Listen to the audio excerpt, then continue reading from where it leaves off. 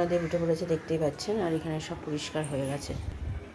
নমস্কার, নতুন একটা ভিডিও নিয়ে চলে আসলাম। উঠে পড়েছি, ফ্রেশ হয়ে গেছি। ছেলের আন্টি তো চলে এসেছি অনেকক্ষণ, পড়া শেষের দিকে। ছেলে দুধ বিস্কুট খেয়ে বসে গেছে, আর আমি উঠে ফ্রেশ তো হয়ে গেছি। বললাম আর মাসি এখনও আসেনি, মাসি আস্তে আস্তে তো 8:45 জানেন। তো এদিকে আমার ছেলের খাবার বের করে রেখেছি, আর মাছ বের করে রেখেছি রান্না করবো বলে। ছেলে যাবে স্নান করতে। মাসি এখন কী করে জানি না, মাসিকে বারবার বলা সত্ত্বেও তো 9টাই করে, তাও দেখা যাক কটায় আসে। তো আজকে রান্নাবান্না বলতে গেলে এমনি মানে মোটামুটি আমাদের তো গতকাল তো যেটা বাটি চচ্চড়িটা যেটা করেছিলাম চিংড়ি মাছের, রাত্রিবেলা তো অল্প করে আমি আর আমার ছেলে খেয়েছি, আর আমার হাজব্যান্ড তো খাইনি। তো সেটা রয়ে গেছে, রাত্রিবেলা সেটা খাবো।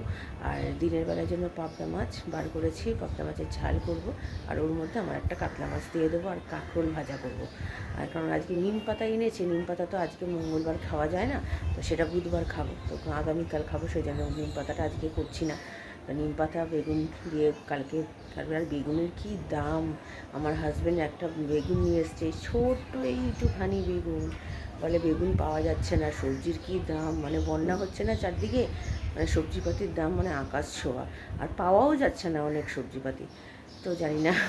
তো ঠিক আছে, চলুন। তো এখন যাই রান্নাঘরে গিয়ে চা করি, চা খাই, তারপরে তো ছেলের পেছনে দৌড়াতে হবে, ছেলের টিফিনটা গুছিয়ে দিতে হবে। ওই কেক নিয়ে যাচ্ছে, ও তো জানেন যতই মন্ডা মিঠাই দিন না কেন ও নিয়ে যাবে না, কারণ ওর স্কুলের বন্ধুরা খেয়ে নেয়, ও একটু খেতে দেয় না, তো তার জন্য। তো চলুন, আমি আবার পরে আসছি। চা করতে চলে এসেছি।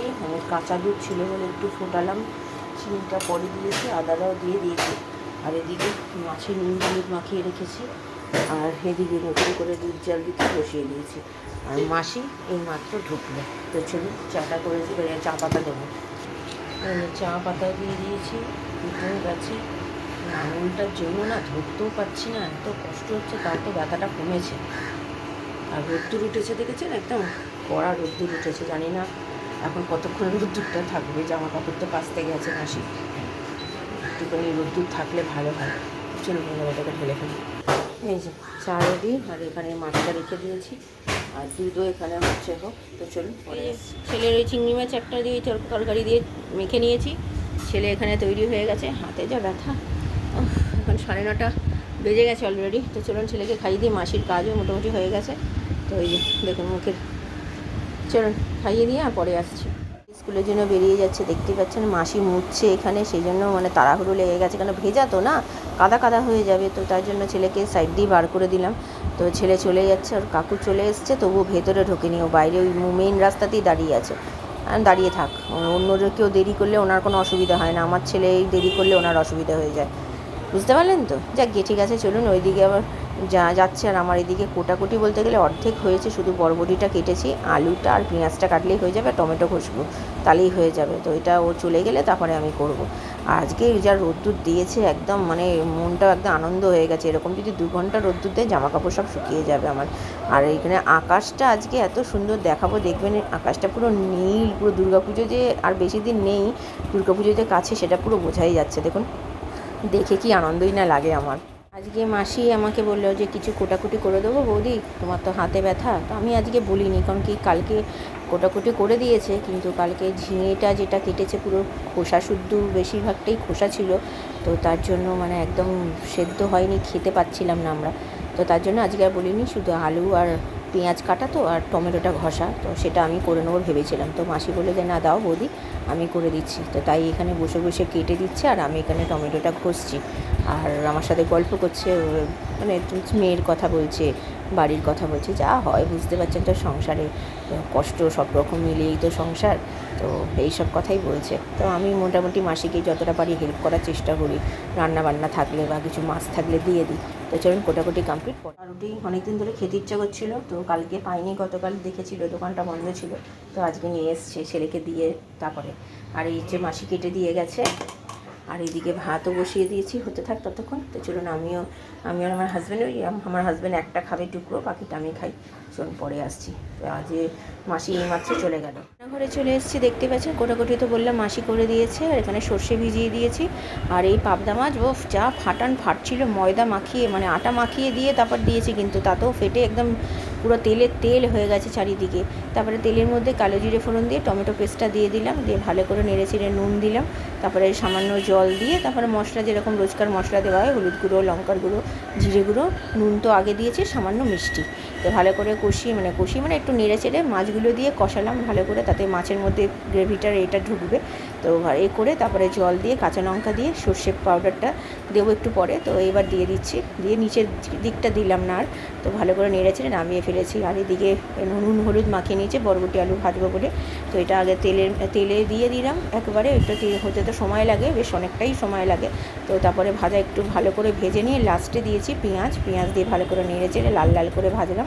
আমরা সবাই খেতে খুব ভালোবাসি এটা। দেখুন হয়ে গেছে এটা, এবার নামিয়ে ফেলবো, এবার আমার হাজব্যান্ডকে খেতে দেবো, বেরিয়ে যাবে। দিয়ে দিয়েছি মাছের ঝাল এটা। তো চলুন, আমার গ্যাস এখনও পরিষ্কার করিনি, আমার হাতে যন্ত্রণা করছে, এখন একটু বসে নিই, তারপর আমি হ্যাঁ অনেকদিন ধরে আমার হাজব্যান্ড বলছিল মালপো খাবে, তো ভাবলাম আজকে রুটি করানো নেই, রুটি তো আছে, গতকাল তো ঠিক মতো খাওয়া হয়নি, তাই এখানে সুজি নিয়ে নিলাম, ময়দা নিয়ে নিলাম আর চিনি নিয়ে নিলাম 1 কাপ করে। আর এখানে গোটা দেখতে পাচ্ছেন এটা হচ্ছে গোলমরিচ আর মৌরি নিয়েছি, আর সামান্য নুন দিয়েছি ব্যালেন্স করার জন্য চিনিটা। তো এটা ভালো করে মেখে রেখে দিচ্ছি জল দিয়ে। তো ওরা রাত্রিবেলা আসবে, ওখানে একজনই আসবে, আমি ফোন করে জানিয়ে দিলাম যে আজকে রুটি হবে না, আজকে মালপো হবে ভাজা, তো ওরা পারবে কিনা, বলে হ্যাঁ আমরা করে দেবো। তো সেই জন্য মেখে রেখে দিচ্ছি, তাহলে জিনিসটা সুজিটা ফুলবে। আর আমার হাজব্যান্ড আজকে দেখে যে কি খুশি হবে, কি বলবো, এত পছন্দ করে ও মালপো খেতে। আজকে দুপুরের খাবার, এবার আমারটা খাবারটা বাড়তে চলে এসেছি, এখন বাজে 2:25। তো আমার স্নান টান কমপ্লিট, এদিকে কাজও কমপ্লিট, আর এইদিকে এটাকে করে রেখে দিয়েছি, মেখে চেকে রেখে দিয়েছি, এটা পরে ভাজা হবে, বেশি করছি না, অল্প করেই করবো। তো চলুন খাওয়া দাওয়া সেরে নিই। খুব ভালো হয়েছে মাছের ঝালটা, আমার হাজব্যান্ড বললো। রান্নাঘরে চলে গেছি মালপোটা করতে, ওদের জন্য আর রাখলাম না, কারণ কি ওরা কখন আসবে না আসবে, অনেক রাত্রির হবে, তার থেকে আমি করেই ফেলি, আমার সময় আছে এখন, তাই জন্য। তো এই তেলের মধ্যে বসিয়ে দিয়েছি। প্রথমটা একটু মোটা হয়েছে, বুঝতে পারিনি, তারপরে আস্তে আস্তে যখন করেছি তখন বেশ ভালোই হয়েছে। তো ছোটো বড়ো কয়েকটা হয়েছে, কারণ কি বললাম না প্রথম মানে অনেক দিন পর করি, তো মানে বুঝতে পারি না মানে মাপটা কতটা কী নেবো। এত সুন্দর খেতে হয়েছে। তো দেখতে পাচ্ছেন এটা শেষের দিকে চলে এসেছে, এবার পাতলা পাতলা করেছি, বেশ ভালো হয়েছে আর মচমচে হয়েছে। তো আমার তো খুব ভালো লেগেছে, জানি না আমার হাজব্যান্ডের কেমন লাগবে আর আমার ছেলের কেমন লাগবে। তো ঠিক আছে চলুন, আমি ছেলে চলে আসি, আমার ছেলে আসছে।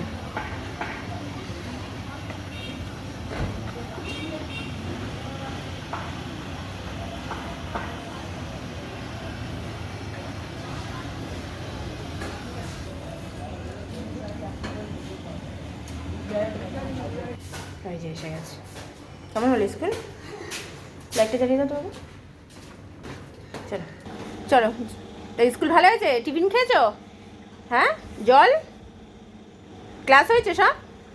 ঠিক আছে, খাবার বেড়ে নিয়েছি, ছেলে এসে তৈরি হয়ে গেছে, মানে পরিষ্কার হয়ে গেছে, মুখ টুক ধুয়ে টুয়ে। তো চলুন, এটা তো প্রিয় খাবার ওর আজকে, মাছের ঝাল। আর ও পাবদা মাছ, আমি খাই না পাবদা মাছ, কিন্তু ভাবলাম যে আমার ছেলে পাবদা মাছ খাবে না, ও বলে গেছিলো, তো তাই জন্য ওর জন্য আমার মাছটা রেখে দিই, আমি পাবদা মাছটা খেয়েছি কোনো রকমের, কিন্তু ভালোই লাগলো, খারাপ লাগেনি পাবদা মাছ খেতে। সন্ধে দিতে বসে গেছে, দেখতেই পাচ্ছেন। আর 7:05 বাজে, এখনও আমার স্টুডেন্ট আসেনি, ফোন করেছিলাম, তো বললো একটু দেরি করে আসবে, নাকি ওর শরীর খারাপ। কি বলবো, পরীক্ষার সময়ও দেরি, এই যে এখন যে একটু তাড়াতাড়ি পাঠিয়ে, কালকে পরীক্ষাটা হলে তো মোটামুটি পরীক্ষা শেষ হয়ে যাচ্ছে, মানে লেখা পরীক্ষা শেষ, তারপরে ছোটোখাটো যেগুলো পরীক্ষা হয় সেগুলো হবে, সেটা তো আমার মানে পড়ানোর মধ্যে পড়ে না, তো যাক গিয়ে ওটার কোনো ব্যাপার না। কিন্তু কালকে অঙ্ক পরীক্ষা, এখন দেখি কখন আসে, আমি তো বলে দিয়েছি। এখন আজকে তো রুটি করাচ্ছি না, আমি আগেও বলেছি, আর মালপো তো আমি করে নিয়েছি। তো এখন রাত্রিবেলা যা তরকারি আছে, যদি একটু কম পড়ে রুটি, ভাত আছে, ভাত খেয়ে নেবো আমি। তো ঠিক আছে চলুন, আর মালপো খেয়ে দেখেছি, এত সুন্দর হয়েছে কি বলবো। তো আমি পরে আসছি। আজকে রাত্রের খাবার ছেলেকে খাইয়ে দিচ্ছি।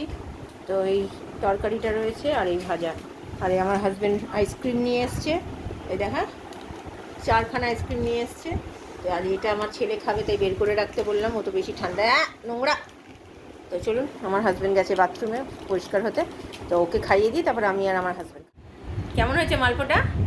মিষ্টি সব ঠিক আছে? পছন্দ? হ্যাঁ, দোকানের মতো হয়েছে, ঠিক আছে। তো তার জন্য কি আইসক্রিমটা খাওয়ালে, যেহেতু মালপো করেছি বলে? আমার এই ম্যাঙ্গো ফ্লেভারটা, আর আরেকজন খাচ্ছে দেখুন, বাটি আইসক্রিম করে নিয়েছে। তো তো চলুন খেতে, এটা খুব ভালো খেতে, দুটোই ভালো খেতে, তাই না? চলুন, খাওয়া দাওয়া হয়ে গেছে, খুব ভালো খেয়েছি রাত্রিরে। আমি তো আজকে ভাত খেয়েছি, আমি আর রুটি খাইনি। আর রুটি যেহেতু করাইনি, যা ছিল আমার ছেলের আর আমার হাজব্যান্ডের হয়ে গেছে। আর মালপো আমার হাজব্যান্ডের খুবই ভালো লেগেছে, ও তো 4-5টা মতো খেয়েছে। আর আইসক্রিম নিয়ে এসেছিল, আপনাদের সাথে শেয়ার করলাম, তো আইসক্রিমটাও বেশ ভালো ছিল। তো আমরা বেশ ভালো আইসক্রিম খেয়েছি। আমার হাজব্যান্ড আর আইসক্রিম খায়নি, আর কালকে রেখে দিয়েছে, কালকে খাবে। আর একটা আইসক্রিম আমার ছেলের জন্য এনেছে, সেটা হচ্ছে মানে স্যান্ডউইচ আইসক্রিম, তো সেটা ও কালকে খাবে। তো আজকে আমার স্টুডেন্ট পড়তে আসেনি, বুঝতে পারছেন, কালকে যার অঙ্ক পরীক্ষা সে পড়তে আসেনি। আমি ফোন করলাম, আপনাদেরকে আগে বলেছি, দুবার ফোন করেছি। প্রথমে ফোন করলাম, তখন বললো যে ও একটু দেরি করে যাবে, 7:10-15 নাগাদ যাচ্ছে। তো তারপরে আবার ফোন করলাম 7:15-20 নাগাদ, তখন বললো যে আজকে ওর শরীরটা ভালো না, ও ঘুমিয়ে পড়েছে, ও আজকে যাবে না। আইলাম কালকে ওর পরীক্ষা, তাহলে কী হবে? তখন বলছে যে আমি ওকে পরে দেখে নেবো, মানে পড়াটা করাবে। কি বলবো বলুন? তো যাক গিয়ে চলুন, ভিডিওটা তাহলে আর বড় করছি না। ভালো লাগলে লাইক শেয়ার সাবস্ক্রাইব করবেন, কালকে নতুন একটা ভিডিও নিয়ে চলে আসবো। আপনারা ভালো থাকবেন, সুস্থ থাকবেন।